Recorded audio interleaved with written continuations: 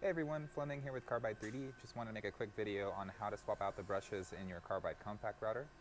First of all, make sure the router is turned off and is not connected to power. Then you'll need a flathead screwdriver or something flat to get into this little hole.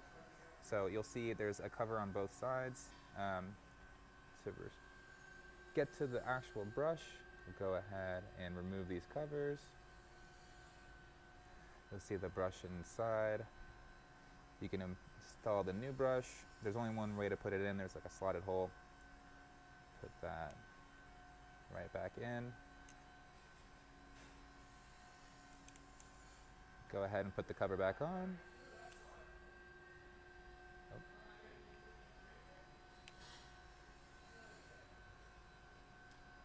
Once it's tightened back down, you're good to go. If you're still having any trouble with your router, shoot us an email over to support@carbide3d.com. All right, have a nice day.